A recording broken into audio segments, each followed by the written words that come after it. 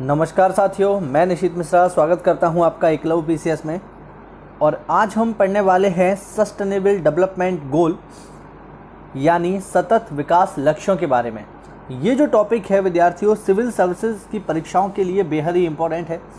अगर आप देने जा रहे हैं पीसीएस, अगर आप देने जा रहे हैं विद्यार्थियों पीसीएस, अगर आप देने जा रहे हैं आरओ, एआरओ या बीईओ परीक्षा देने जा रहे हैं आप, या आपका आईएससी क्यों ना लगा हुआ है, तो उन सभी परीक्षाओं के लिए ये जो टॉपिक है बहुत ही ज़्यादा इम्पोर्टेंट है। और सिविल सर्विसेज की जितनी भी परीक्षाएं होती हैं, यूपीपीएससी जितनी भी एग्ज़ाम कराता है, उसमें इस टॉपिक के आने के सबसे ज़्यादा चांस होते हैं। बहुत ही महत्वपूर्ण है सतत विकास लक्ष्य। तो आज हम जानेंगे ज़रा सतत विकास लक्ष्य क्या होते हैं और इनके गोल्स क्या हैं, एक्चुअल में ये किस तरीके के लक्ष्य हैं, इनकी हम बात करेंगे और जानेंगे इनके बारे में बहुत सारे इंपॉर्टेंट टॉपिक। तो चलिए बिना किसी देरी के हम इसे शुरू करते हैं विद्यार्थियों, ठीक है। तो बात करते हैं सतत विकास लक्ष्यों की। तो सबसे पहले हम यहाँ जानेंगे कि सतत विकास लक्ष्य क्या हैं, ठीक है। सबसे पहले इस टॉपिक को जब हम पढ़ें तो सबसे पहले हम यहाँ बात करेंगे कि विद्यार्थियों ये जो सतत विकास लक्ष्य हैं ये क्या होते हैं, सतत विकास का मतलब क्या है। तो सबसे पहले हम चर्चा करेंगे सतत विकास का मतलब क्या है। तो आप देख सकते हैं सतत विकास को इंग्लिश में कहा जाता है सस्टेनेबल डेवलपमेंट, ठीक है। सस्टेनेबल डेवलपमेंट इंग्लिश में क्या हो जाता है, सस्टेनेबल डेवलपमेंट गोल, सतत विकास लक्ष्य। तो सबसे पहले हम जानें कि सतत विकास लक्ष्य क्या है। तो विद्यार्थियों आज हमारे पास बहुत सारे प्राकृतिक संसाधन हैं, ठीक है, जिनका हम दोहन कर रहे हैं, जिनका हम उपयोग कर रहे हैं। लेकिन आज के समय में जो हमारे पास प्राकृतिक संसाधन हैं, अगर हम उनका बुद्धिमत्तापूर्ण ढंग से दोहन नहीं करेंगे, अगर हम उनका बुद्धिमत्तापूर्ण ढंग से दोहन नहीं करेंगे, अंधाधुंध तरीके से यदि हम उनका दोहन करना शुरू कर देंगे, तो इससे क्या होगा, इससे होगा ये कि आज जो हमारे पास पर्याप्त मात्रा में प्राकृतिक संसाधन मौजूद हैं वो समय के साथ समाप्त हो जाएंगे। जैसे हम कोयले की बात करें तो कोयला एक जीवाश्म ईंधन है, एक फॉसिल फ्यूल है, धरती के गर्भ से निकाला जाता है और कोयला को बनने में मान के चलिए 14 से 15 करोड़ साल लगते हैं। अब आज जो आप कोयला खर्च कर रहे हो, यानी वो आज से 14 करोड़ साल पहले बनना शुरू हुआ होगा, इसलिए आज आप उसे यूज़ कर पा रहे हो, है ना। अब हम उसे खर्च करने में कितना समय लेते हैं, तो बनने में तो उसे लगे 14 करोड़ साल या 10 करोड़ साल, लेकिन उसे खर्च करने में कितना समय होता है, तो बामुश्किल 1 से 1.5 घंटा। आपको बस उसे भट्टी में डालना भर है। इधर आप भट्टी में डालेंगे, उधर वो कुछ ही देर बाद सुलगना शुरू कर देगा, आपको ऊष्मा देगा और समाप्त हो जाएगा। तो हम उन्हें बहुत तेज़ी से खर्च कर रहे हैं। यही जो नियम है यही आपका पेट्रोलियम पर भी लागू होता है। पेट्रोलियम जो है बहुत लंबे समय में बनती है, लेकिन खर्च होने में कितना समय लगता है, बस आपको पेट्रोल की टंकी में पेट्रोल भरना है, चाहे वो बाइक हो या कार हो, और फिर वो धुआं बन के ही बाहर निकलेगा। तो ये समस्या है हमारे पास, है ना। इसी बात को ध्यान में रखते हुए ये तय किया गया कि हमारे जो प्राकृतिक संसाधन हैं उनका हम इस तरीके से दोहन करें कि वर्तमान आवश्यकताओं की तो पूर्ति हो जाए। बात समझ पा रहे हैं, वर्तमान आवश्यकताओं की जो हमारी आज जो हमारी डिमांड है वो हम पूरी कर लें, और भविष्य की पीढ़ी के लिए, जो आने वाली पीढ़ी है, उसके लिए हम कुछ बचा पाएँ, कुछ सुरक्षित रख पाएँ। ये जो कॉन्सेप्ट है यही कहलाता है सस्टेनेबल डेवलपमेंट। यानी हमें ऐसा विकास करना है जो आज के लिए पर्याप्त हो और उस विकास को करने में जो प्राकृतिक संसाधन खर्च हो रहे हैं वो भविष्य की पीढ़ी के लिए कुछ बच जाए। बेसिकली यही है। आप देख सकते हैं परिभाषा में लिखा हुआ है, वर्तमान प्राकृतिक संसाधनों का बुद्धिमत्तापूर्ण दोहन। सस्टेनेबल डेवलपमेंट क्या है, वर्तमान प्राकृतिक संसाधनों का बुद्धिमत्तापूर्ण दोहन, जिससे भावी पीढ़ी के लिए पर्याप्त संसाधन उपलब्ध हों। समझ पा रहे हैं, जिससे भावी पीढ़ी के लिए पर्याप्त संसाधन उपलब्ध हों। इसके अंतर्गत प्राकृतिक संसाधनों के साथ साथ जब हम सस्टेनेबल डेवलपमेंट की बात करते हैं तो इसमें केवल जो नेचुरल रिसोर्सेज हैं वही शामिल नहीं है, इसके साथ साथ वन्य जीवों एवं जैव विविधता का संरक्षण भी शामिल है। यानी जब सस्टेनेबल डेवलपमेंट की बात होगी तो उसमें केवल नेचुरल रिसोर्सेज को नहीं रखा जाएगा, उनके साथ साथ जो वन्य जीव हैं, क्योंकि ये भी हमारी एक प्रकार का रिसोर्स ही है। बात समझ पा रहे हैं, जो वन्य जीव है, जो जंगल हैं, ये हमारे नेचुरल रिसोर्स में ही शामिल होते हैं, तो इनका भी संरक्षण किया जाएगा, बायोडाइवर्सिटी का भी संरक्षण किया जाएगा। तो ये जो पूरा कॉन्सेप्ट है कि कुछ इस तरीके से हमें विकास करना है कि आज की आवश्यकताओं की पूर्ति हो जाए और भविष्य के लिए संसाधन उपलब्ध रहें, ताकि आने वाली पीढ़ी हमसे ये ना कह पाए कि हमारे पूर्वज हमारे लिए कुछ छोड़ के ही नहीं गए, वो मूर्ख थे, उन्होंने अपने संसाधनों का अंधाधुंध दोहन किया। बात समझ पा रहे हैं? तो ये जो कॉन्सेप्ट है यही है सस्टेनेबल डेवलपमेंट यानी सतत विकास। अब ये किस तरीके से हमारे सामने आया, कब से इसकी स्टार्टिंग होती है ऑफिशियली, तो आप देख पाएंगे इसकी स्टार्टिंग कहां से होती है। इसकी स्टार्टिंग होती है विद्यार्थियों सितंबर 2015 से। सितंबर 2015 में न्यूयॉर्क में, ठीक है, न्यूयॉर्क में यूनाइटेड नेशंस की एक बैठक होती है। सितंबर 2015 में न्यूयॉर्क में यूनाइटेड नेशंस की एक बैठक होती है, जिसमें अगले 15 वर्षों के लिए 17 सतत विकास लक्ष्य निर्धारित किए गए। ठीक है, बात समझ पा रहे हैं यहाँ पर। सितंबर 2015 में न्यूयॉर्क में यूनाइटेड नेशंस की एक बैठक हुई और उस बैठक में आने वाले 15 वर्षों के लिए, जो आने वाले 15 वर्ष हैं, उनके लिए हमने 17 सतत विकास लक्ष्य, ठीक है, सस्टेनेबल डेवलपमेंट गोल, कितने? 17, ठीक है, 17 सतत विकास लक्ष्य निर्धारित किए। और कितने वर्षों के लिए किए? 15 वर्षों के लिए। तो 2015 से 15 साल हम जोड़ेंगे तो 2030 हो जाएगा। ठीक है, तो 2030 तक हमें इन लक्ष्यों को प्राप्त करना है। अभी हम जानेंगे वो लक्ष्य क्या है, देखेंगे उन्हें। ठीक है, तो बेसिकली पॉइंट ये है कि सितंबर 2015 में न्यूयॉर्क में यूनाइटेड नेशंस की एक बैठक हुई और उस बैठक में ये तय किया गया कि 17 सतत विकास लक्ष्य सेट किए जाएंगे। ठीक है, प्रश्न यहीं से पेपर में पूछ लेता है कि बताइए सतत विकास लक्ष्य कितने हैं? यूनाइटेड नेशंस के सतत विकास लक्ष्य कितने हैं? तो कितने हैं विद्यार्थियों? ये हैं 17। ठीक है, 17 सतत विकास लक्ष्य हैं और इन्हें कब तक अचीव करना है, ये भी एग्जाम में पूछा गया प्रश्न है कि सतत विकास लक्ष्यों को प्राप्त करने की अंतिम तिथि बताइए। ठीक है, तो वो है 2030। 2030 तक हमें इन सतत विकास लक्ष्यों को प्राप्त करना है। ध्यान रखेंगे 2030 तक हमें इन 17 सस्टेनेबल डेवलपमेंट गोल्स जो सेट किए हैं यूनाइटेड नेशंस ने, उनको हमें अचीव करना है। शुरू कब से हुए हैं? 2015 से। ठीक है, अब इंपॉर्टेंट यहां पर यह भी है कि ये जो सस्टेनेबल डेवलपमेंट गोल जो आप देख रहे हैं, ये जो सस्टेनेबल डेवलपमेंट गोल हैं, ये सभी के लिए अनिवार्य हैं। आप देखेंगे कि जो SDG हैं, देखिए सस्टेनेबल डेवलपमेंट गोल को शॉर्ट में क्या बोलते हैं? SDG। ठीक है, यानी S से सस्टेनेबल, D से डेवलपमेंट और G से गोल। पेपर में कभी कभार सस्टेनेबल डेवलपमेंट गोल पूरा ना लिख करके SDG ही लिख देता है, तो ये आपको समझना पड़ेगा कि SDG क्या है। ठीक है, SDG है सस्टेनेबल डेवलपमेंट गोल। तो SDG के जो टारगेट हैं, ये जो 17 टारगेट हमने सेट किए हैं, ये सबके लिए बराबर है। ऐसा नहीं है कि विकासशील देशों के लिए कुछ अलग पैमाना है, विकसित देशों के लिए अलग पैमाना है, अल्प विकसित देशों के लिए अलग पैमाना है, ऐसा कुछ भी नहीं है। ये सबके लिए बराबर है। आप देख सकते हैं सस्टेनेबल डेवलपमेंट गोल जो है, ठीक है, ये गोल जो है ये विकसित तथा विकासशील सभी देशों के लिए समान है। ठीक, ये ध्यान रखिएगा, ये कूट के फॉर्म में आ सकता है सवाल। ठीक है, सस्टेनेबल डेवलपमेंट गोल को लेकर 3 कूट आपके सामने रख देगा, उनमें से एक रख देगा कि जो SDG गोल्स हैं ये सबके लिए बराबर है। ध्यान रखना। ठीक है, तो ये जो गोल्स हैं ये चाहे विकसित देश हो या विकासशील देश हो, सबके लिए समान है और सभी देशों के लिए अनिवार्य है। ऐसा नहीं है कि जो देश पैसे वाले हैं, जैसे अमेरिका हो गया, फ्रांस हो गया, जर्मनी हो गया, इंग्लैंड हो गया, ये जो पूंजीवादी अर्थव्यवस्था वाले जो देश हैं, ये काफ़ी पैसे वाले हैं, तो ऐसा नहीं है कि इनको इससे छूट है कि ये चाहें तो SDG को छोड़ दें, ऐसा नहीं है। ठीक है, ये सबके लिए अनिवार्य है और ये हमें ध्यान रखना है कि चाहे देश विकसित हो या विकासशील हो, ये सभी के लिए समान हैं। ठीक है, और किस सिद्धांत पर कार्य करते हैं ये? तो ये है, ये जो सतत विकास लक्ष्य हैं, कोई पीछे ना छूटे के सिद्धांत पर कार्य करते हैं।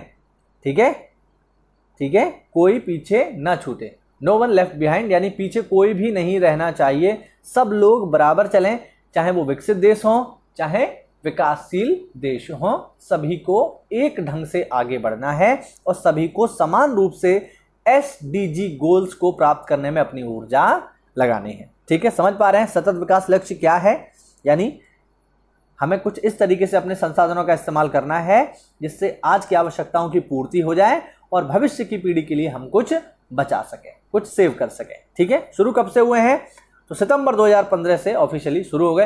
हालांकि इनकी स्टार्टिंग जो होगी वो जनवरी 2016 से होगी, ध्यान रखेंगे, आगे आ जाएगा, पीडीएफ में आपको मिल जाएगा। ठीक है ना। तो ये शुरू हुए हैं कहाँ से? ये शुरू हुए हैं 2015 से। और इनकी संख्या कितनी है? तो भैया ये हैं 17। और कब तक इन्हें अचीव करना है? तो 2030 तक। चलिए अब देखेंगे यहाँ पे आगे बढ़ते हैं। तो देखो, जैसा कि मैंने बताया ये शुरू हुए जनवरी 2016 से, तो वही है। आप देख सकते हैं सतत विकास लक्ष्य यानी सस्टेनेबल डेवलपमेंट गोल 1 जनवरी 2016 से प्रभावी हैं। ठीक है, इस बात को हम लोग ध्यान रखेंगे, पेपर में आपसे पूछ लेगा ये कब से प्रभावी हैं। तो ये 1 जनवरी 2016 से प्रभावी हैं। हालांकि बैठक कब हुई थी? सितंबर 2015 में, लेकिन ऑफिशियली लागू कब से हो गए? 1 जनवरी 2016 से। ठीक है, ये भी ध्यान रखेंगे कि यूनाइटेड नेशंस की ओर से किस संस्था को इनकी निगरानी करने के लिए रखा गया है। बेहद ही महत्वपूर्ण प्रश्न आपसे पेपर में पूछा जा सकता है कि बताइए ये जो सस्टेनेबल डेवलपमेंट गोल हैं इनकी निगरानी करने की जिम्मेवारी किस संस्था की है। ऑप्शन में आपको क्या क्या मिल जाएंगे? ऑप्शन में आपको दे देगा यूएन, है ना, या यूएनडीपी या यूनिसेफ, इस तरीके से 4 ऑप्शन आपको दे देगा। तो ध्यान रखना कि ये जो सस्टेनेबल डेवलपमेंट गोल हैं इनकी निगरानी तथा संरक्षण करने की जिम्मेवारी किसकी है? ये जिम्मेवारी है यूएनडीपी की। ठीक है, ये जिम्मेवारी किसकी है? यूएनडीपी। यूएनडीपी मतलब United Nation Development Programme. UNDP का फुल फॉर्म क्या है? United Nations Development Programme. ठीक है, हिंदी में क्या हो जाएगा? संयुक्त राष्ट्र विकास कार्यक्रम। ठीक है, यूएनडीपी आएगा पेपर में, हिंदी में नहीं आएगा, तो आप निश्चिंत रहिए, यूएनडीपी से ही आएगा। ठीक है, तो ये जो सस्टेनेबल डेवलपमेंट गोल हैं इनकी निगरानी करने की जिम्मेवारी किसकी है? यूएनडीपी की है। यही निगरानी करता है कि कौन सा देश इनको ढंग से पालन कर रहा है या नहीं कर रहा है, और विश्व भर में इनका पालन होता रहे, ये देखने की जिम्मेवारी यूएनडीपी की है। ठीक है, अच्छा, अब किस तरीके से इनको प्राप्त किया जा सकता है? तो एक बेसिक पॉइंट है कि भैया एसडीजी जो हैं यानी सस्टेनेबल डेवलपमेंट गोल जो हैं इनको प्राप्त करने के लिए सरकारी, निजी क्षेत्र तथा समाज के सभी वर्गों को आपसी सहयोग से काम करना होगा। बेसिकली ये पॉइंट आपको तब समझ में आएगा जब आप सस्टेनेबल गोल को जान लेंगे। ठीक है, ये पॉइंट आपको तब क्लियर होगा कि ये कहना क्या चाहता है यहाँ पे, ऐसे आपको समझ में नहीं आएगा। ठीक है, हालांकि इसका मतलब आपको आगे मैं पूरा समझा दूंगा, लेकिन अभी के लिए क्या है कि यदि आप एसडीजी को प्राप्त करना चाहते हैं तो केवल ये सरकार की जिम्मेवारी नहीं है, ये सरकार के साथ साथ जो प्राइवेट है उनकी भी जिम्मेवारी है, और समाज के सभी वर्गों को आपस में मिलकर काम करना होगा, तभी ये हम अचीव कर पाएंगे, वरना इनको अचीव नहीं कर सकते। और जैसा कि मैंने बोला, ये पॉइंट आपको क्लियर होगा तब जब हम जान लेंगे कि सस्टेनेबल डेवलपमेंट गोल क्या हैं। ठीक है, तब ये आपको पॉइंट क्लियर होगा। चलिए आगे देखते हैं, बढ़ते हैं। तो जरा जान लेते हैं भैया कि सतत विकास लक्ष्य कौन कौन से हैं। ठीक है, जिनकी यहाँ पर पीछे बात हो रही है वो कौन कौन से हैं। ये देखिए, इनका क्रम आप बिल्कुल याद रखिएगा। ठीक है, ये जो आप देख रहे हैं SDG 6, ये यूपी PCS 2019 में पूछा गया प्रश्न है। जिन लोगों ने PCS 2019 दिया था वो इसको जाकर के चेक कर सकते हैं। SDG से 2 से 3 प्रश्न आए थे यूपी PCS में। तो जो भी लोग PCS को लेकर सीरियस हैं, या जिनका RO लगा हुआ है या BO लगा हुआ है, या जो RO 2020 की तैयारी कर रहे हैं, यूपी PCS 2020 की तैयारी कर रहे हैं, तो उनके लिए ये टॉपिक बहुत इंपॉर्टेंट है। ना केवल प्री के लिए, इवन मेंस के लिए भी ये बराबर महत्वपूर्ण है। ठीक है, वहाँ पर आप अपने पाठ्यक्रम से इसको मैच कर सकते हैं। हमारे पाठ्यक्रम में, PCS के पाठ्यक्रम में भी ये बाकायदा दिया हुआ है। ठीक है, तो एक एक करके जरा हम इनको जान लेते हैं कि सतत विकास लक्ष्य क्या हैं और कितने हैं। तो कितने हैं तो आपके सामने है, ये कितने हैं? ये हैं विद्यार्थियों 17। ठीक है, सतत विकास लक्ष्य कितने हैं? 17 हैं। ठीक है, इनकी संख्या मैंने आपको पहले बता दी, इनकी संख्या है 17। अब एक एक करके हम जान लेते हैं कि किस में क्या है। तो विद्यार्थियों, जो SDG फर्स्ट है यानी सस्टेनेबल डेवलपमेंट गोल नंबर 1, सतत विकास लक्ष्य क्रमांक 1, इसका टारगेट है गरीबी की समाप्ति, दुनिया से पूरी तरीके से, ठीक है, गरीबी को समाप्त कर दिया जाए, ये है पूरी दुनिया का पहला लक्ष्य। जैसा कि मैंने बताया ये पूरी दुनिया के लिए है, तो ऐसा नहीं है कि केवल विकसित देशों के लिए है या विकासशील देशों के लिए है। ये जो है विकसित और विकासशील दोनों ही देशों के लिए है। तो पहला टारगेट है गरीबी की समाप्ति, क्योंकि ऐसा नहीं है कि गरीबी केवल विकासशील देशों में ही है, ठीक है। अगर आप ऐसा सोचते हैं तो एक गलत है, गरीबी हर जगह है, ठीक है। बस आंकड़ों में अंतर हो सकता है, लेवल में अंतर हो सकता है, ठीक है, परसेंटेज में अंतर हो सकता है, लेकिन हाँ गरीबी है तो है। ऐसा नहीं है कि इंग्लैंड या अमेरिका में कोई गरीब नहीं होता, बिल्कुल गरीब होते हैं।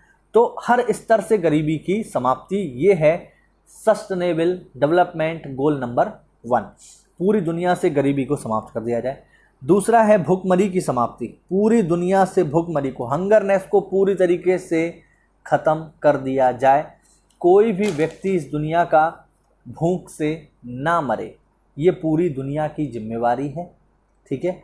विकासशील देशों की भी जिम्मेवारी है और विकासशील देशों से ज़्यादा विकसित देशों की जिम्मेवारी है कि वो इस बात का ध्यान रखें कि यदि वे सक्षम हैं तो ऐसे लोगों की, ऐसे देशों की सहायता करें जहाँ पर भूखमरी फैली हुई है, ठीक है। तो भूखमरी की पूरी दुनिया से समाप्ति। इसके अलावा अगला जो SDG 3 है वो है अच्छा स्वास्थ्य तथा जीवन स्तर, ठीक है। हेल्थ अच्छी बनाए रखनी है तथा जीवन स्तर को उठाना है, क्योंकि जब लोगों का स्वास्थ्य ही अच्छा नहीं होगा तो देश की तरक्की में योगदान कैसे दे पाएंगे, है ना।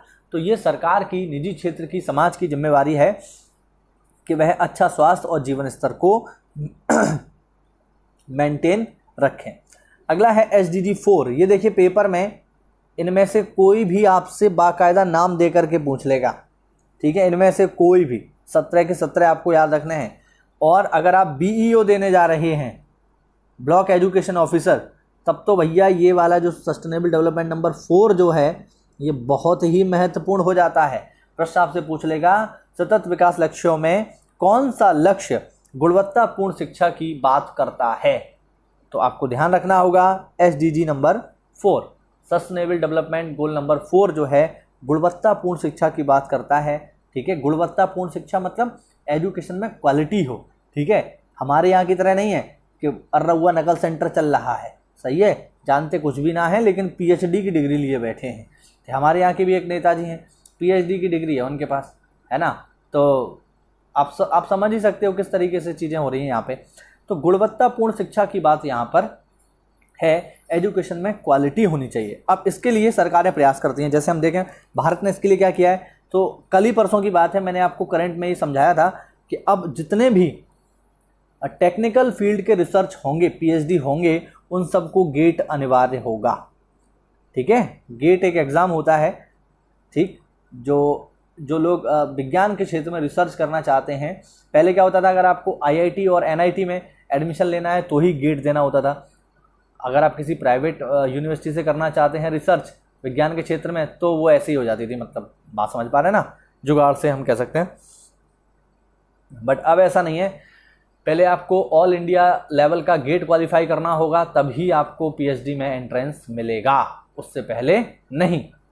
ये क्यों है, क्योंकि भैया SDG गोल नंबर 4 ये हमसे कहता है कि हमें अपनी शिक्षा स्तर को सुधारना है। उसके लिए सरकार बहुत सारे प्रयास कर रही है, आप देख ही रहे हैं। संविधान का अनुच्छेद 21A, ठीक है, हमें ये बताता है कि सभी लोगों के लिए अनिवार्य और मुफ्त शिक्षा का प्रावधान है, ठीक है। सभी बच्चे जो 6 से 14 वर्ष तक के हैं वो मुफ्त पढ़ेंगे। तो ये जो सारी चीज़ें हैं ये गोल से मैच करती हैं, सतत विकास से मिलती जुलती हैं। अगला है SDG नंबर 5, लैंगिक समानता। लैंगिक समानता का मतलब है जेंडर जो रेशियो है वो बराबर रहे, ठीक।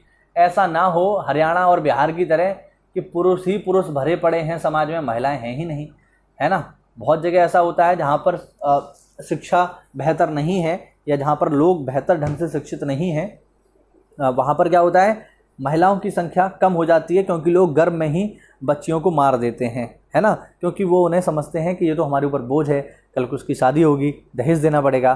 तो इस चीज़ से वो बचने के लिए गर्भ अवस्था में ही बच्चियों को मार देते हैं, जिससे क्या होता है, जो जेंडर रेशियो है वो वो दिक्कत में आ जाता है। और लैंगिक समानता का यहाँ मतलब ये भी है विद्यार्थियों कि ऐसा नहीं है कि सारे के सारे अधिकार पुरुषों के पास हों। लैंगिक समानता का एक मतलब यहाँ ये भी है कि पुरुष और महिला बराबर हों। ऐसा नहीं है कि केवल पुरुषों के पास ही सारे अधिकार हों, है ना, पुरुष ही सारे काम कर रहे हैं, उन्हीं के पास अधिकार हैं संपत्ति के, कोई भी कंपनी चलाने के या कोई भी व्यापार करने के, यानी बराबरी हो।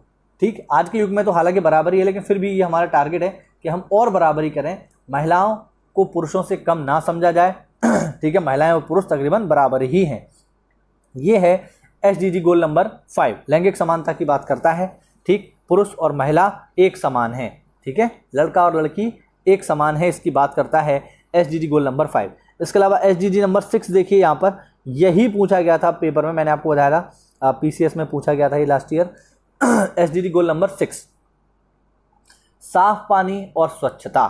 ठीक है, साफ पानी और स्वच्छता ये बहुत ही इंपॉर्टेंट है। ठीक है, और जितनी भी सरकारें हैं, जितने भी NGO हैं, या जो भी हमारे स्तर से हो सकता है, तो देखिए हमारी जिम्मेवारी है कि हम अपने आसपास स्वच्छता रखें, क्योंकि हर जगह तो सरकार अपना आदमी बिठा नहीं देगी कि भैया तुम देखो कि कोई गंदगी तो नहीं कर रहा। तो ये सरकार से ज़्यादा हम लोगों की जिम्मेवारी है कि हम स्वच्छता में भाग लें। अगर हम खुद ही गंदगी फैलाएंगे तो फिर ये कैसे देश साफ हो पाएगा। इसीलिए साफ पानी और स्वच्छता SDG गोल नंबर 6 है। भारत में इसको लेकर काफ़ी काम हुआ, और ये काम हुआ किस वर्ष से? ये काम हुआ विद्यार्थियों 2 अक्टूबर 2014 से। ये काम कब से हुआ है?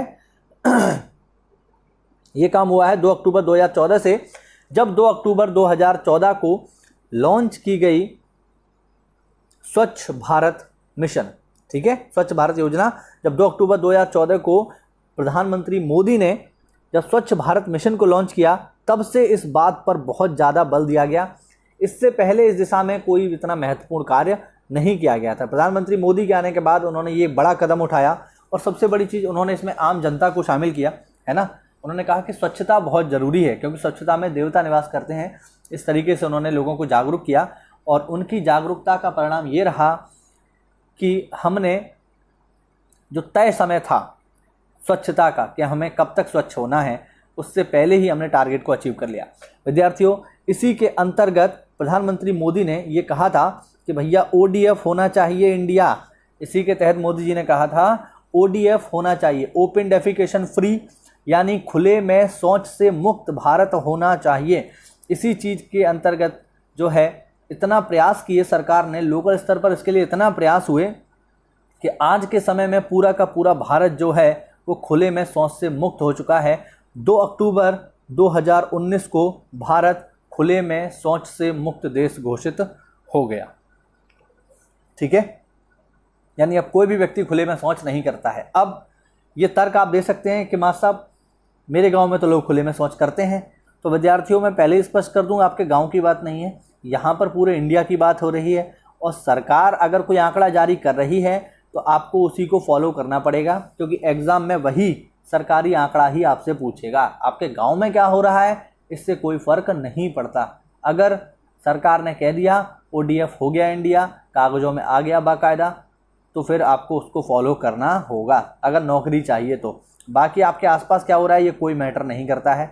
आप एक बार नौकरी ले लो, फिर अपने स्तर से कार्य शुरू कर देना, लेकिन अभी तक के लिए आपको ये मानना पड़ेगा कि इंडिया ODF फ्री है। ठीक है, यही एग्जाम में पूछा गया था कि भारत अक्टूबर 2019 में, 2019 के PCS का सवाल है ये कि अक्टूबर 2019 में भारत खुले में शौच से मुक्त हो गया। तो जब ये मुक्त हुआ है तो इसने SDG के किस गोल को अचीव किया? तो भैया वो गोल कौन सा था? Goal number 6, SDG number 6। चाहे तो आप PCS का पेपर उठाकर देख सकते हैं, उसमें सवाल आपको मिल जाएगा। ठीक है, आगे देखें। आगे है SDG नंबर 7। SDG 7 क्या है? सस्ती तथा स्वच्छ ऊर्जा। ये भी काफ़ी इंपॉर्टेंट है, और इसके लिए भी भारत सरकार ने काफ़ी प्रयास किए हैं। जैसे अगर हम देखें क्या क्या प्रयास हुए हैं, तो शायद आपको याद होगा उज्ज्वला योजना। ठीक है, आपने बिल्कुल इसके बारे में सुना ही होगा। आपने सुना होगा उज्ज्वला योजना को, ठीक है, जिसके अंतर्गत लोगों को गैस सिलेंडर उपलब्ध करवाए गए। ठीक है, कुछ समय पहले आपने एक और योजना आई थी केंद्र की, जिसका नाम था कुसुम। कुसुम योजना, उसके अंतर्गत क्या था, किसानों को सोलर पंप उपलब्ध करवाए गए थे, है ना। तो ये सस्ती तथा स्वच्छ ऊर्जा के लिए सरकार के द्वारा किए गए प्रयास हैं, ठीक है ना। वर्तमान में सरकार क्या कर रही है, सोलर एनर्जी को काफ़ी ज़्यादा प्रमोट कर रही है, ठीक है। गवर्नमेंट ऑफ इंडिया जो है सौर ऊर्जा को बहुत ही ज़्यादा प्रमोट कर रही है, ठीक। सौर ऊर्जा को बहुत ज़्यादा प्रमोट कर रही है, क्योंकि भारत जो देश है वो उसका एक बहुत बड़ा हिस्सा जो है उष्णकटिबंधीय क्षेत्र में आता है, जिसमें वर्ष भर आपका बहुत लंबे समय तक हमें धूप की प्राप्ति होती है ना। भारत का कुछ ही हिस्सा ऐसा है जहाँ पर बादल छाए रहते हैं। इसके अतिरिक्त जैसे हम अपने एरिया की बात करें, हम यूपी की बात करें, तो मैं समझता हूँ यूपी में 12 महीने में से सीधे सीधे 10 से 11 महीने धूप खिली रहती है। तो अगर ऐसे में यहाँ पर सोलर एनर्जी को प्रमोट किया जाता है तो एक तो ये स्वच्छ ऊर्जा का स्रोत होगा, क्योंकि इससे किसी प्रकार का पॉल्यूशन नहीं होता, इसलिए तो स्वच्छ ऊर्जा है। और दूसरा, जब आप सोलर को यूज़ करते हैं तो ये काफ़ी किफ़ायती होता है। एक सोलर प्लेट जो है उसकी गारंटी 20 25 साल होती है, तो ऐसे में ये काफ़ी किफ़ायती है, काफ़ी सस्ता है ना। तो अगर आपने देखा कि सरकार जो है इसको बहुत ज़्यादा प्रमोट कर रही है, तो वो किसके अंतर्गत जाएगा, वो SDG नंबर 7 के अंतर्गत जाएगा, ठीक है।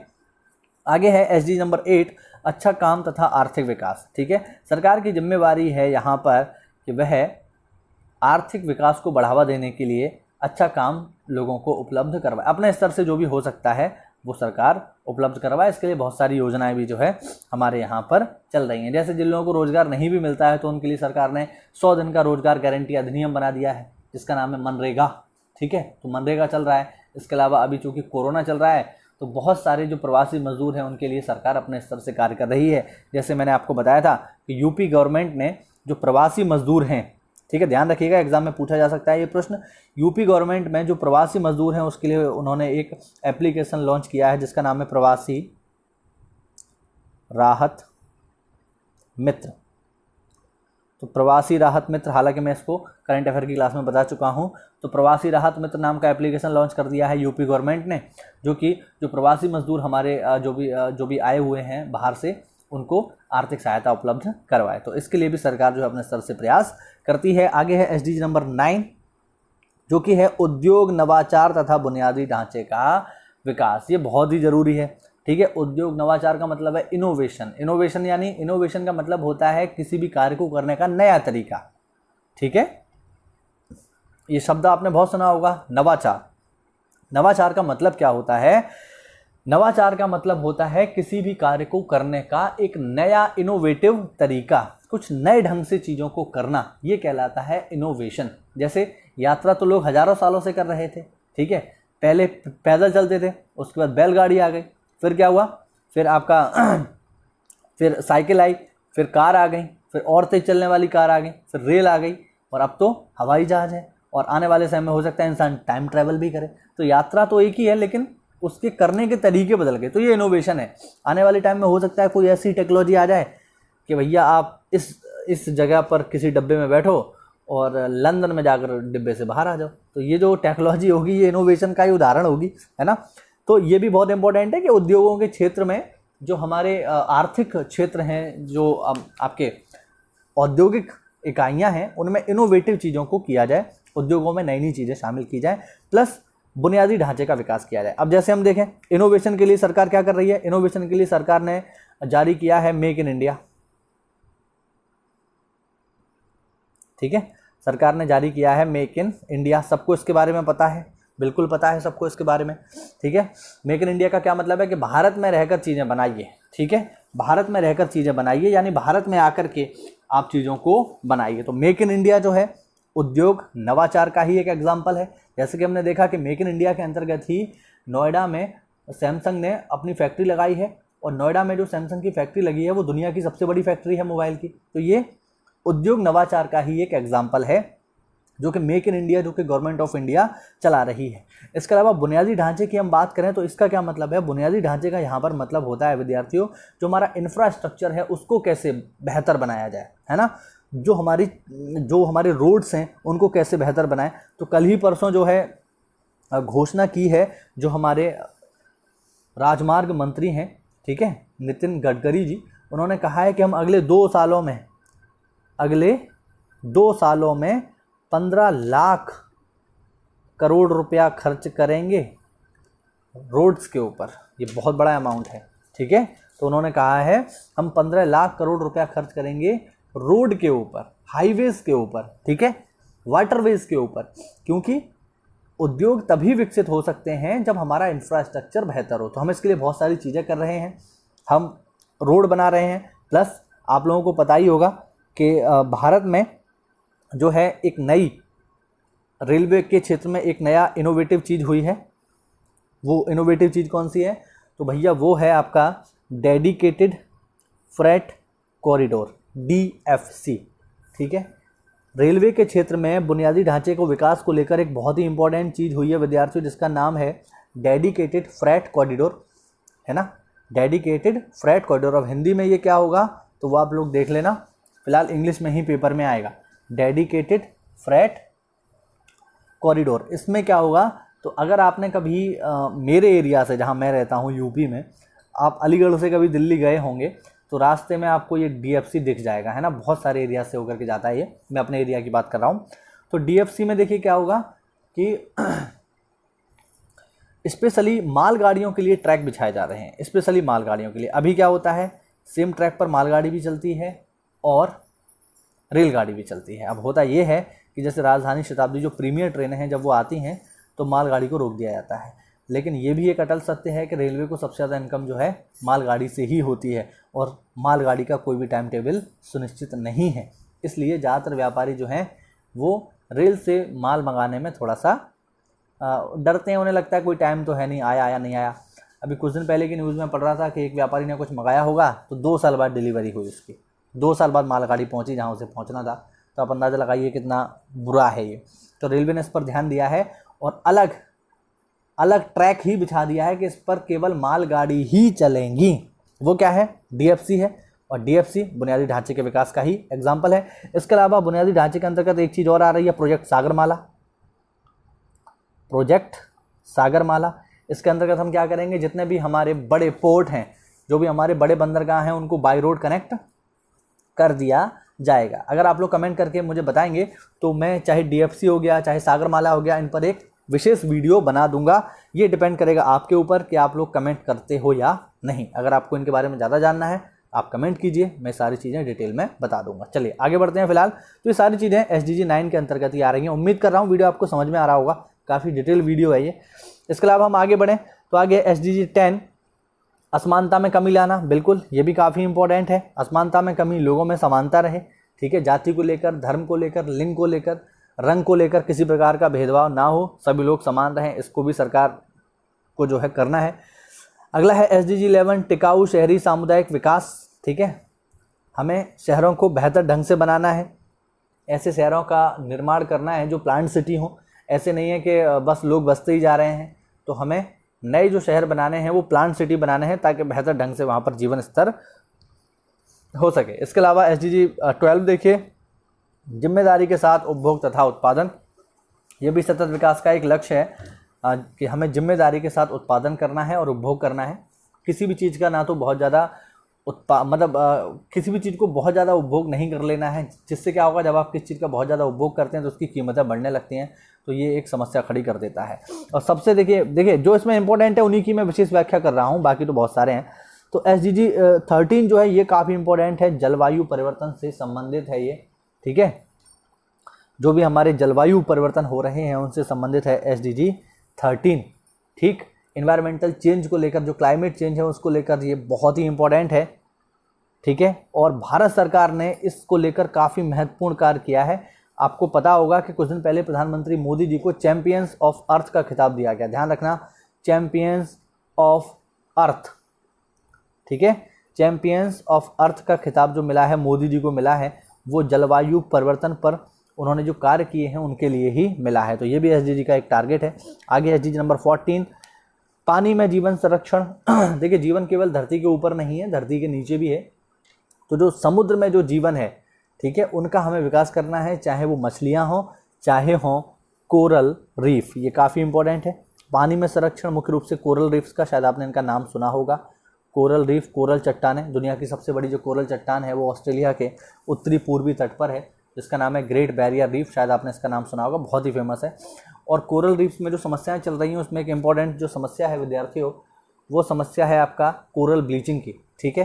तो ये सब पर्यावरणीय मुद्दे हैं, चाहे ग्लेशियर्स का पिघलना हो, चाहे कोरल ब्लीचिंग हो, चाहे ग्लोबल वार्मिंग हो, तो ये सब जो है जलवायु परिवर्तन से जुड़े हुए मुद्दे हैं, चाहे वो पानी में हो अथवा भूमि पर हो। ये सारे के एसडीजी गोल्स के अंतर्गत ही आ जाते हैं। भूमि पर जैसे जो हमारी बायोडाइवर्सिटी है उसको भी हमें सुरक्षित करना है। बड़े पैमाने पर जो आपके जो जीव जंतु हैं उनका शिकार हो रहा है, अवैध उनके जो शरीर हैं, जो उनकी खालें हैं, उनकी तस्करी हो रही है, तो इस पर भी जो है हमें ध्यान देना है, क्योंकि ये जीव जो है विलुप्ति की कगार पर ना पहुंच जाए। और आगे है एसडीजी नंबर 16, शांति और न्याय के लिए संस्थान। ये भी काफ़ी इंपॉर्टेंट है कि समाज में शांति और न्याय बना रहे, इसके लिए सरकार को अपने स्तर से संस्थान बनाने हैं।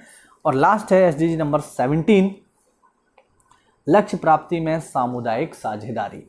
ये आपको समझ में आ गया होगा अब तक कि हमने जितने भी यहाँ पर ये पढ़े हैं, ठीक है, ये केवल सरकार की जिम्मेवारी नहीं है, इनमें समाज के सभी वर्गों को अपने स्तर से कार्य करना होगा, तभी ये अचीव हो पाएंगे। तो इसी के बारे में बताता है हमें एसडीजी नंबर 17 कि इन लक्ष्यों की प्राप्ति के लिए पूरे समुदाय की, पूरे कम्युनिटी की साझेदारी आवश्यक है, वरना हम इन्हें अचीव नहीं कर सकते। बात समझ पा रहे हैं?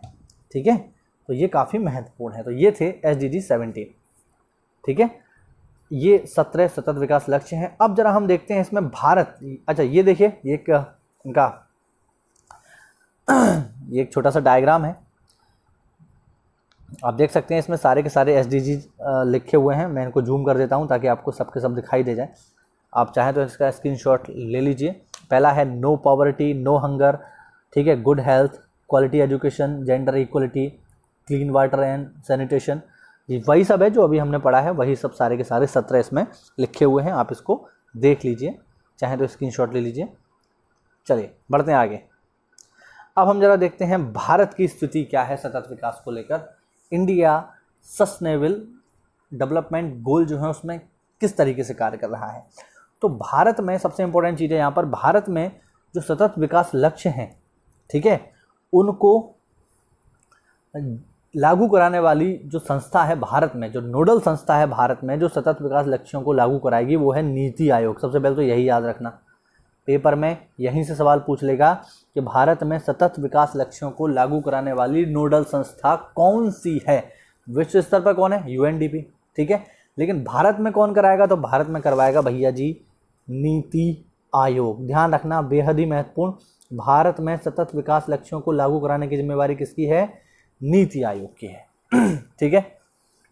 अब नीति आयोग क्या करता है कि यूएन ने जो एसडीजी सेट किए हैं, ठीक है, उसके आधार पर वो क्या करता है, एक इंडेक्स बनाता है, एक सूचकांक बनाता है, सही है।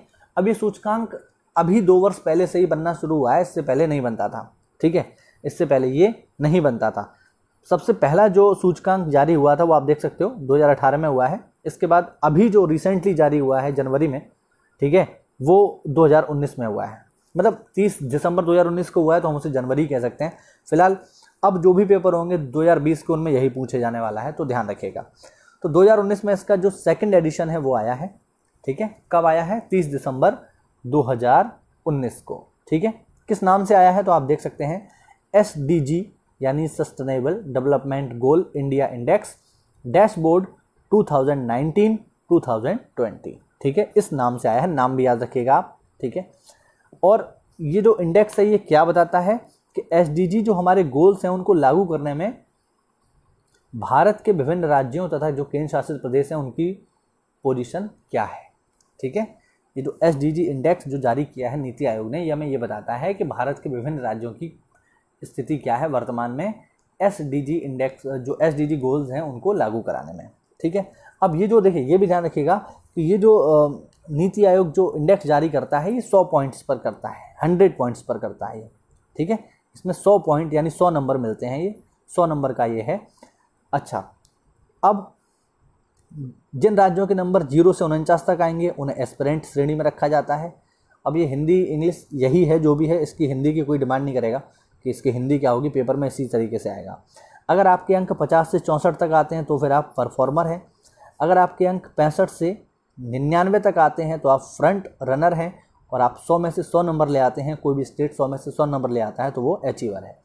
100 में से 100 नंबर लाने का मतलब ये हुआ कि उस स्टेट ने जो भी 100 में से 100 नंबर लाया है उसने 17 के 17 SDG गोल्स को अचीव कर लिया है। अगर कोई 100 में से 100 नंबर ले आए कोई राज्य, तो इसका मतलब ये हो गया कि उसने जो 17 हमारे SDG गोल हैं उन सबको अचीव कर लिया, कोई बाकी नहीं है। हालांकि ये तो कर पाना काफ़ी दूर की बात है ना, तो इसीलिए कोई स्टेट ऐसा है भी नहीं जिसे 100% मिल गया हो, या कोई स्टेट ऐसा नहीं है जो अचीवर की स्टडी में आया हो, क्योंकि ये तकरीबन अभी के हिसाब से इम्पॉसिबल है। आने वाले टाइम में देखने वाली बात होगी क्या होगा।